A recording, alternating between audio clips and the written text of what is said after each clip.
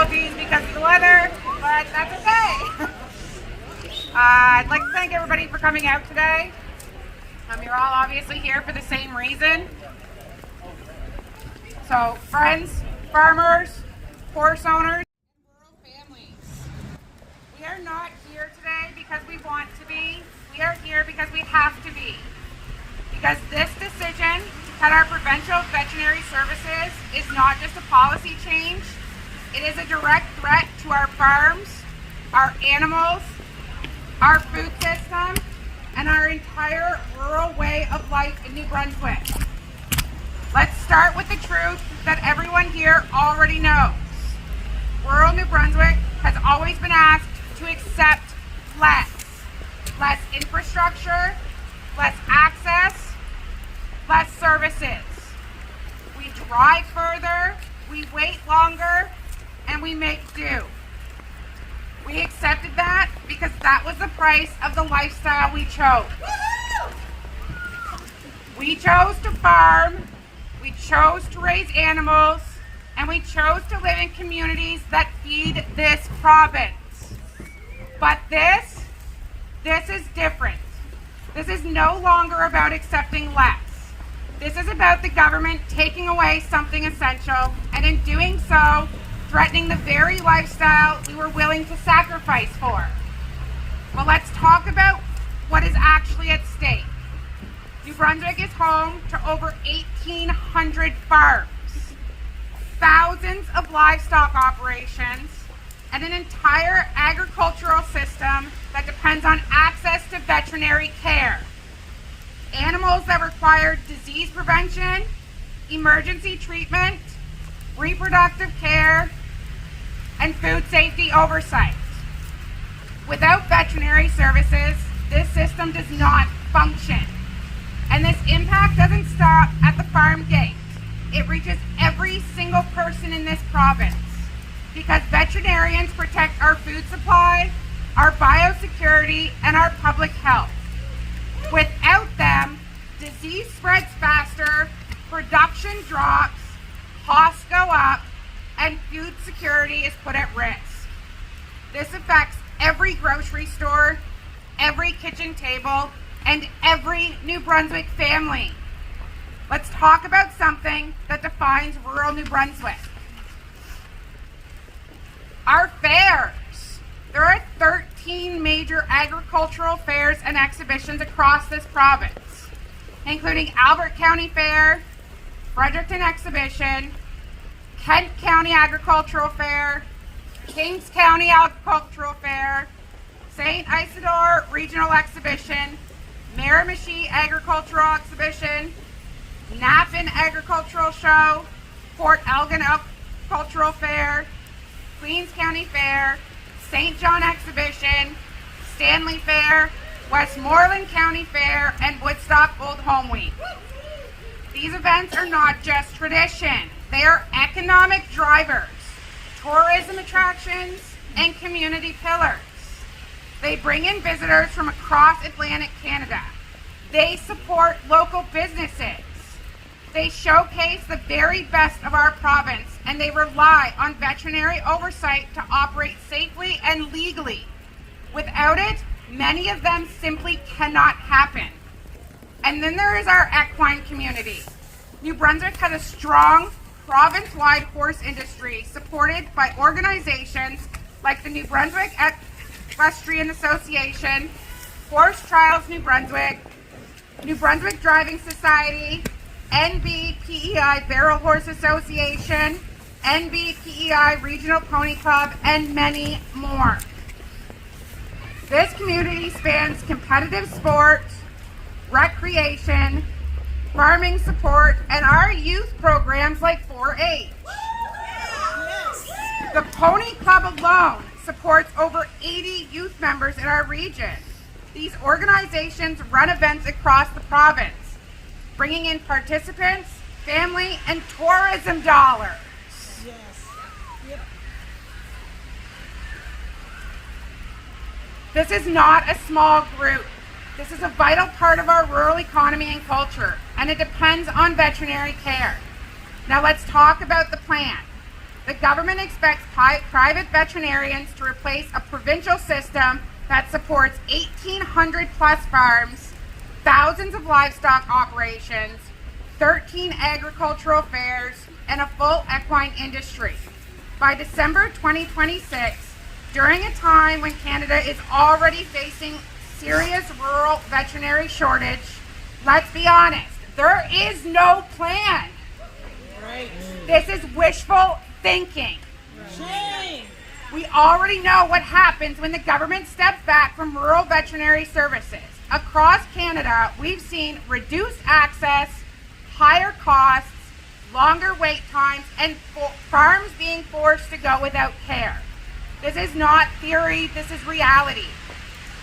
Let's not forget, Pat Finnegan once stood against these cuts. He understood this was fundamental. You cannot remove essential services from our rural communities and expect us to survive. Why are we here today? We are told this is about a deficit. But let's challenge that. A deficit in a program like this doesn't mean it failed. It means it was underpriced. A modest increase in fees spread across thousands of users could have strengthened and sustained this system. It also could have helped with Susan Holt's $1.6 billion deficit. Instead, the government chose to dismantle it. That is not fiscal responsibility. That's failure to adapt. And what about transparency?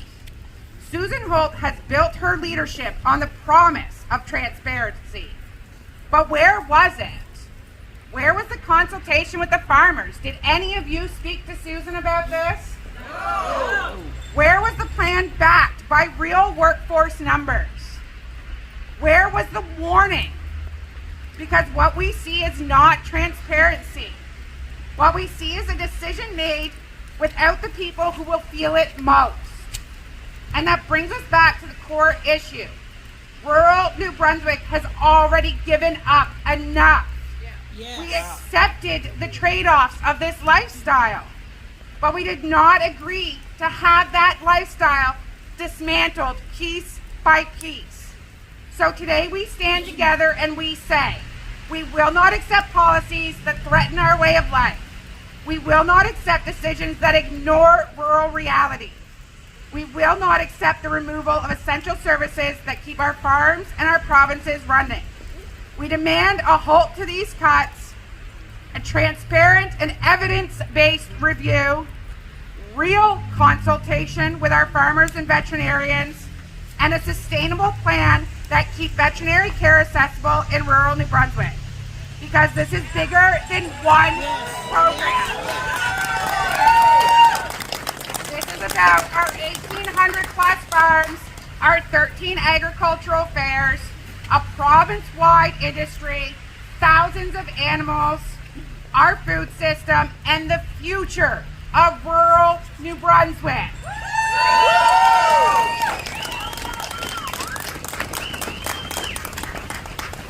I'd like to invite Tammy Scott Wallace up to say a few words in support of our cause today.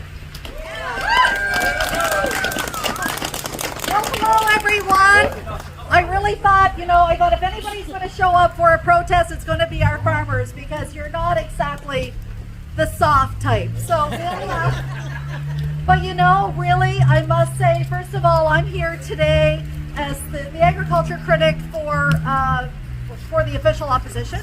We have most of our MLAs from our PC caucus are here as well. Most of them represent our rural regions, and so it's so important that they were here as well. I see Richard Bragdon is here, Member of Parliament as well, supporting this cause and supporting all of you. Our leader of the official opposition is a little under the weather, but he wanted us, Glenn Savoy, for me to bring greetings on his behalf as well. So really, I have to say, every single one of us, I think, were blindsided on that same day, 2 hours before the budget came down. All of you knew, or farmers were told, that this was going to be happening. Veterinarians were told their jobs were done. absolutely zero opportunity for a conversation. I was called by the department later that afternoon to have a meeting with the deputy minister to hear what was coming down. And I asked Margaret Johnson, former agriculture minister, to step into that meeting with me. And we looked at each other when it was done and we said, shit is going to hit the fan. And of course it has, because we are impacting the people who produce our food, the importance of that across the province. I think we have seen when I was last week presenting a petition of over 30,000 names on the floor of the legislature, we see that this is an issue that matters very much to New Brunswickers. They're insulted. You should feel insulted. I feel insulted when I'm on the floor in there representing this sector to try to get answers in question period. It has been a farce. The minister will not answer the questions. He continues to, other ministers will pop up and answer foolishness. But, at the end of the day, there's got to be some answers given. We cannot continue to ignore the concerns that farmers have in this province and the people who support you. We have main estimates coming up, which really is my opportunity the end of this week to dissect that budget in the legislature. The minister will be there. He'll have his staff and he'll have his books, and he's going to have to dissect this, because really at the end of the day he didn't give any options to anyone. He will not consider perhaps increasing a fee to save this program. He will not consider solutions that will make life better. So I'll tell you, we are very concerned about some things. We are concerned about that accessibility, of course, 24-hour service in our remote areas. We're very concerned about the cost to our farmers, but we're also very concerned about what the cost is going to be to New Brunswickers when they go to the grocery store. We are incredibly concerned about the stress this has on farmers, because right now we know that in this sector, mental health is a serious concern. It's a growing concern. And we have people like you and across our province who feel very uncertain, very concerned right now, and we are very, very concerned about that situation as well. We're angry. You're angry. Well, We're angry. you should be angry. You should be angry, because when we lose, we're talking about losing the veterinary services, but when we talk about losing the lab, we know that losing that lab means we no longer are, we're below standard in New Brunswick, and that is a very, very big concern for all of us. Really, it's a sector. I had said on the floor of the legislature, you've messed with I said to the minister, you've messed with the wrong sector. But indeed he has, because this is, you are people who New Brunswickers support, they need, they adore. So with that said, I don't know what else I was going to talk about, except that just know that we are standing with you. We will continue to push as the opposition for answers. We're going to, we're asking, just stop until you do not make decisions that are irreversible. Very big, bad mistakes. We are very worried about this happening, and we're going to keep on pushing for you. I thank you all for being here. You have incredible character. New Brunswickers love you. Just know they're on your side, and we are on your side. And I really just wish you all the very, very best.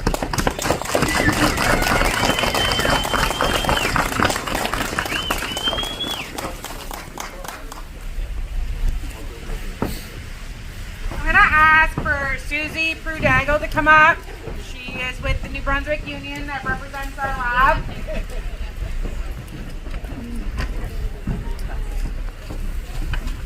Well, good morning or good afternoon, everyone, and thank you for being here today in such shitty weather.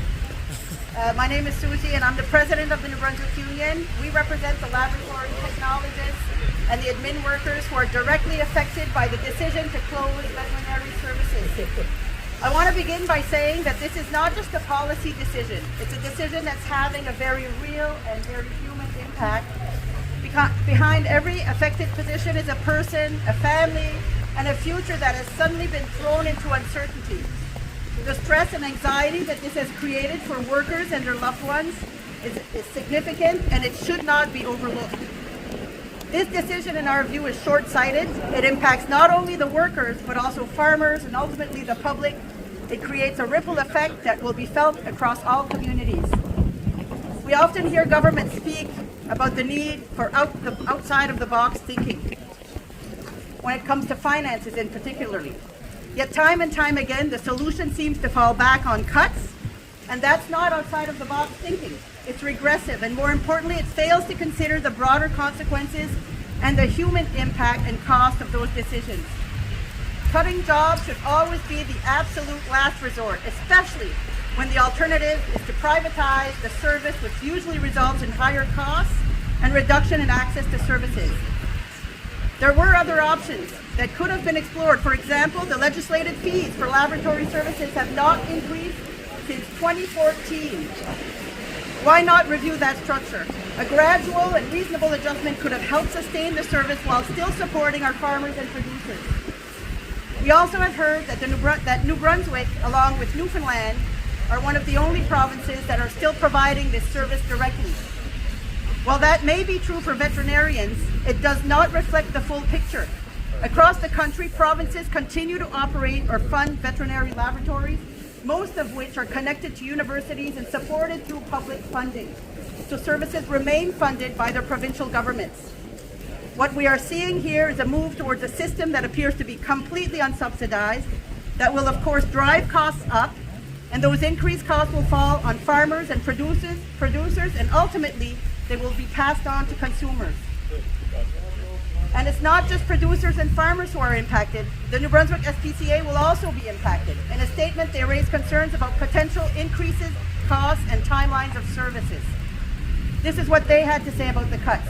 The NBSPCA is currently responsible for investigating and enforcing agriculture codes of practice under the Provincial SPCA Act.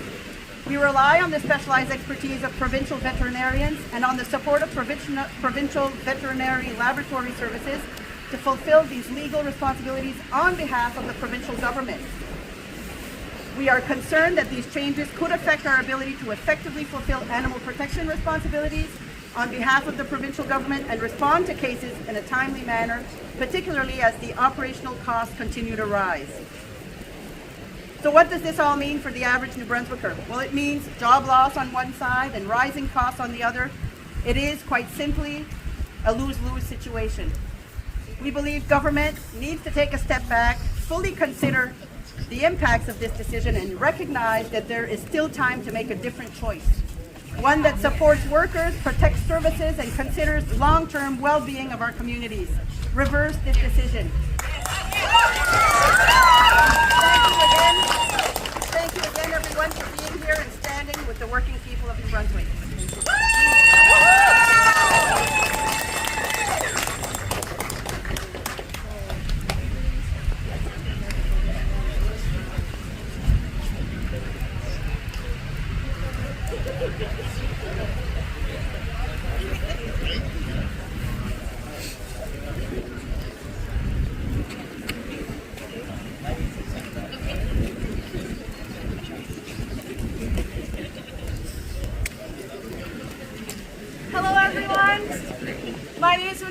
I'm the petition starter. I want to start by thanking everyone for coming out here today. I also want to take a moment to thank Megan Hudson for organizing this protest. She has been working very diligently over the past 2 weeks. Between me and her, we've been pretty busy, I must say.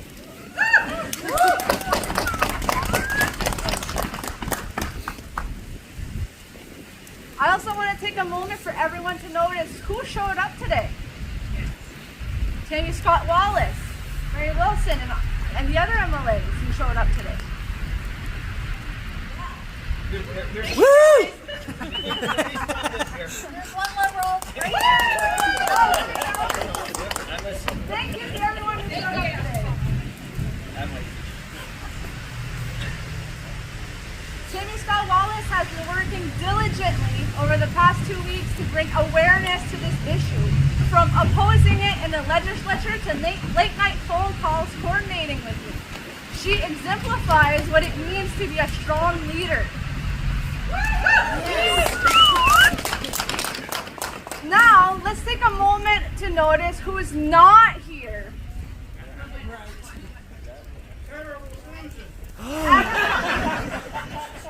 The Agricultural Minister, Pat Finnegan, and our Premier, Susan Hall. Shame. Shocker. Susan Hall is currently in Belgium reinforcing economic relationships. But what about her relationship with New Brunswickers? She has yet to take the responsibility to address our concerns. Is this what good leadership looks like? No. Are these the kind of actions we can expect from the whole government regarding New Brunswickers' concerns moving forward? Yep.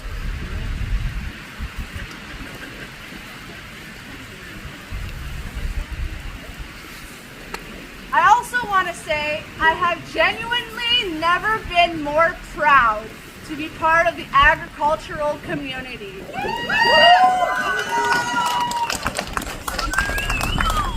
The way we have all came together so quickly speaks volumes to how close to home this issue is for us. That was my pre-speech, now I'm on to my official speech. Again, my name is Vanessa LeClaire. I stand here today not just as a livestock owner, not just as a small business owner, but as someone who depends on provincial veterinary services to keep my animals safe, healthy, and alive. Right now, the government of New Brunswick has announced that it will phase out provincially run veterinary services and transition those services to the private sector over the coming years. And I need to say this clearly. This is not just a policy change. This is a risk to animal welfare, to farmers, to food security, and to rural communities across this province. Yes. Because here's the reality. When something goes wrong with livestock, it's not convenient, it's not scheduled, it's not something that can wait for days for an appointment. It's urgent, it's stressful, and sometimes seconds matter. I've lived that reality. When one of my animals was injured, a provincial vet was already in the area and came quickly to help. That kind of response doesn't happen by accident. It happens because we have a public system designed to serve rural people and animals, And it works. not just profit margins. And that's what we are about to lose. Now, I've seen many people say that private clinics will step in and take over these services. In theory, that sounds simple. But in reality, it raises serious questions. We already know that access to veterinary care, especially for large animals in rural areas, is limited in many parts of this province. We also know that veterinary medicine is a demanding profession, requiring long hours, on-call availability, and significant resources to operate a practice. So we have to ask, where will the additional capacity come from? Who will be able to open and staff new clinics, not just during the day, but 24 hours a day, 7 days a week, year round? And how long will that take? Because this transition is not about replacing a service. It's about rebuilding an entire system. And I want to address something that was recently said in the legislature.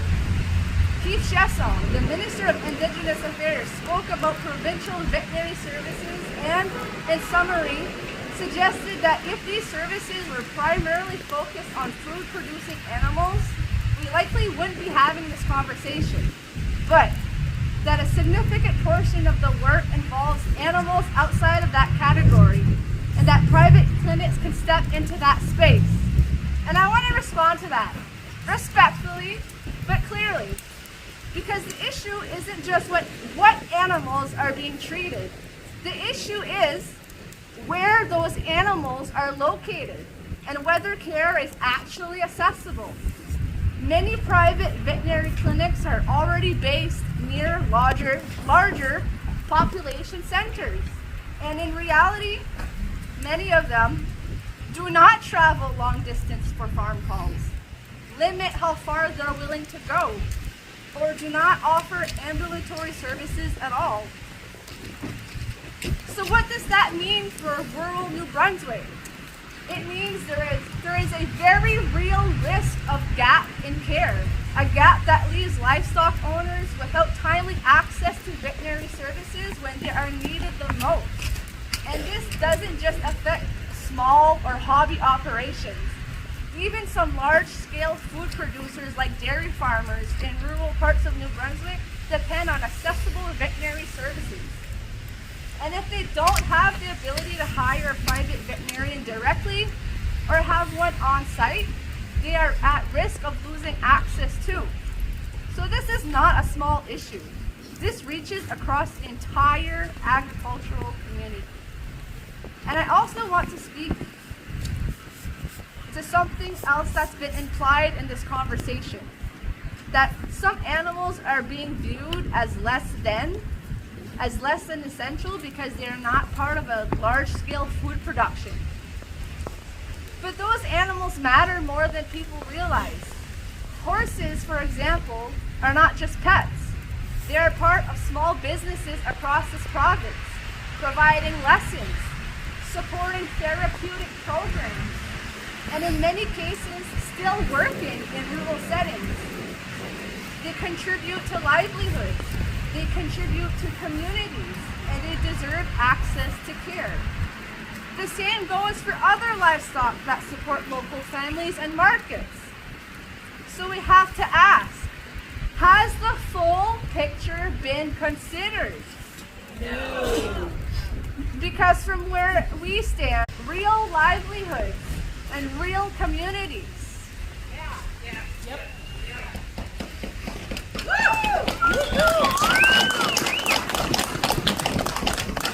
And that is the point we have been trying to make for weeks. This is not theoretical for us. This is real life.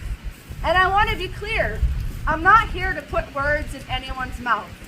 But from where many of us are standing, it feels like the message being received is this. If your animals are not part of a large-scale production, if you don't live near a major center, then access to care may no longer be there. And that is not something we can accept. And it doesn't stop there. The province has also indicated that laboratory services will be transitioned as well. And we've heard it said that New Brunswick is one of the only provinces that still operates provincially run veterinary services. But that raises an important question. If laboratory services are also transitioned out of the public system, New Brunswick may become one of the first provinces to fully step away from publicly delivered veterinary and diagnostic services. These laboratory services play a critical role in detecting and monitoring disease, responding to outbreaks, protecting both animal and public health. These are not simple services to replace, and they are essential to a safe and stable food system. And we understand that the government is trying to reduce costs, but we have to ask, have the long-term costs been fully considered?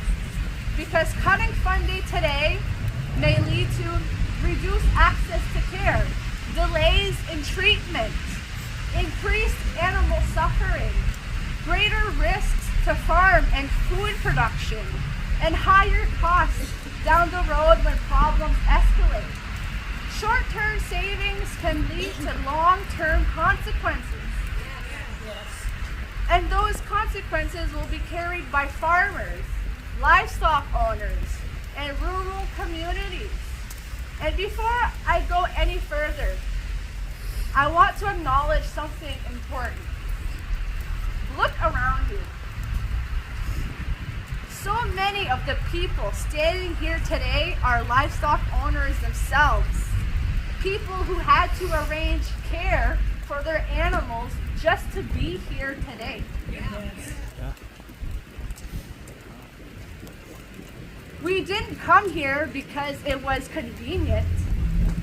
We came here because it was necessary.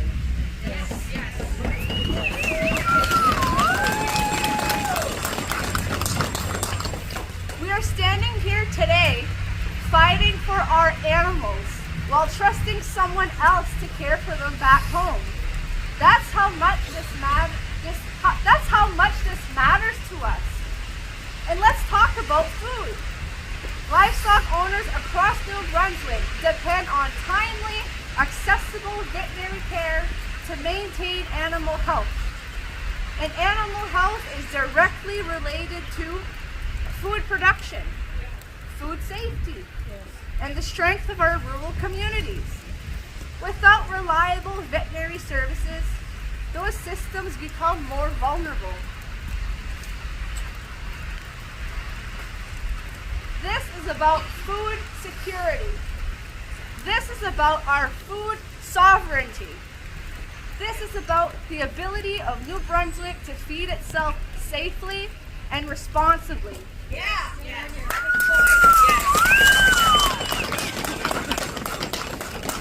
So today, we are here to say, we do not accept this.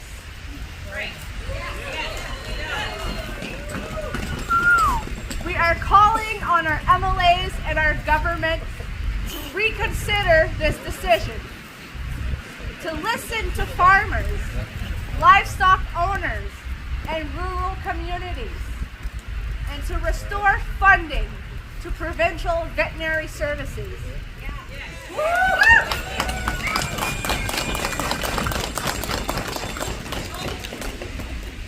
Because this is not just about budgets. This is about responsibility to animals, to farmers, to families, to the future of agriculture in New Brunswick.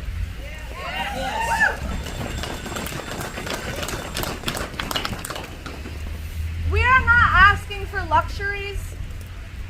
We are asking for essential services that protect lives and livelihoods. Yes. And we will not be silent while those services are taken away.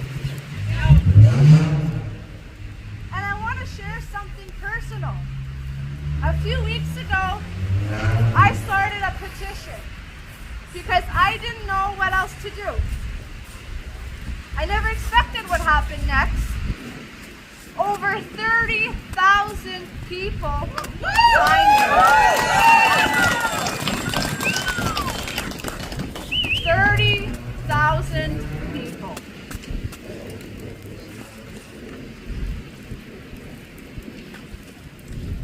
I am just one livestock owner, but those 30,000 voices, Susan Holt, that is your province speaking.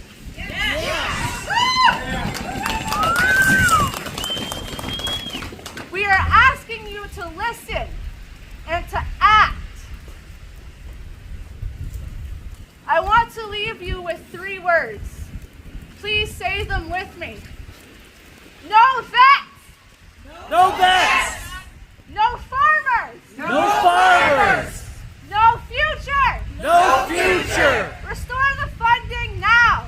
Restore the funding now! Thank you.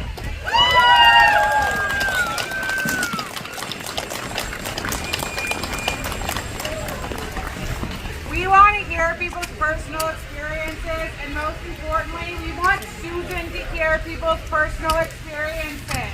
If you have something to say in support of the vets, we invite you up to come share it with our communities. You absolutely can. Hi everyone, my name is Eva Henshaw. I am one of the vice presidents of the Professional Institute of the Public Service of Canada, and we are a union that represents those veterinarians. Those veterinarians, they care very deeply for your livestock, and that's not what privatization can bring to New Brunswick. It's not the same. I can tell you, and I'm sure you know, that privatization costs more than when you do it publicly. And they are there for profit. They are not there for the people of New Brunswick. We need these services reversed. We need to demand it, not ask. We need to demand it. This government needs to listen. Have we learned anything? Is the question that comes to my mind around COVID. Health services is number one, and this is no different. We need to demand that it is reversed. This government needs to listen to the people. Yes. Because the amount of people who are here today in this miserable weather is only a portion of those that feel strongly the same way that all of you do. And I want to thank you all for being here, for supporting those veterinarians and the lab services, because we all need to stand. I ask each and every one of you to reach out to anyone you know on the street, anyone in your family, at your work, to please reach out and sign that petition. Let's get that petition a lot higher and demand that this government pay attention. Thank you so much.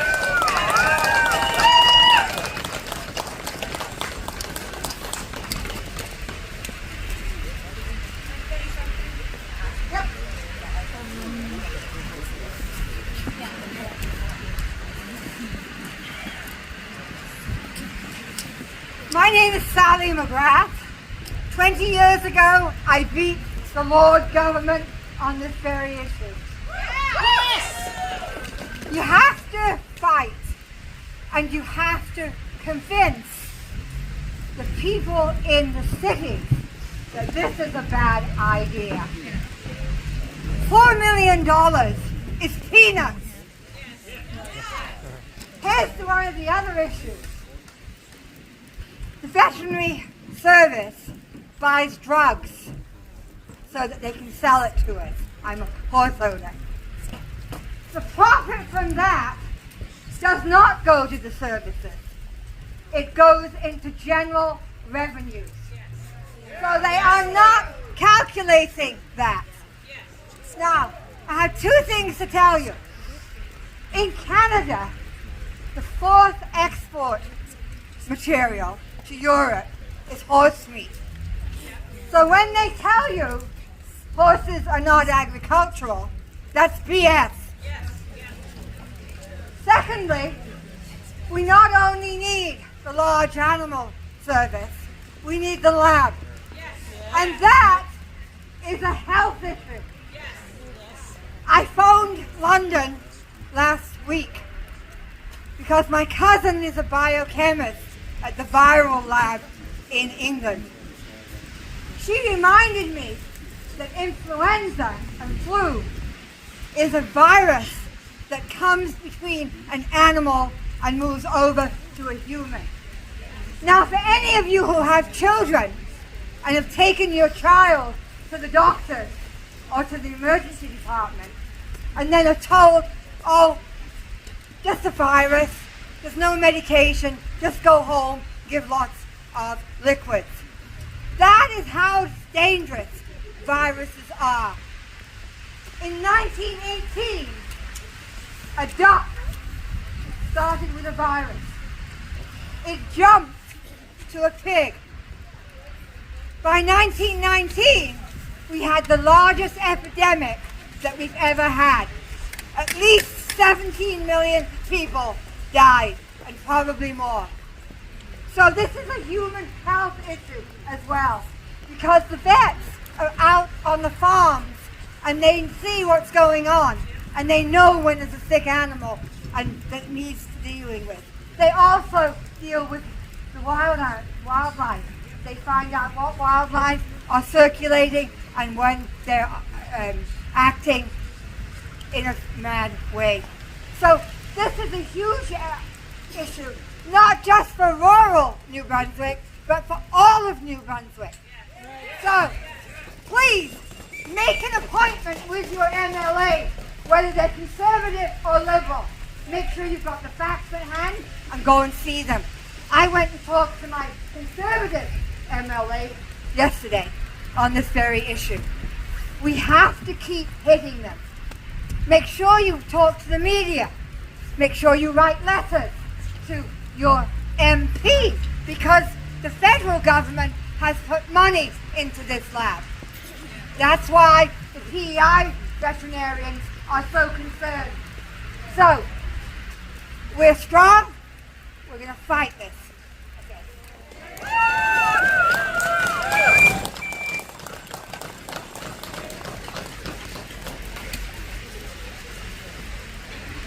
And thank you so much, everybody, for coming out today. And I just want to remind the government that without vets, we don't have farms and there is no future.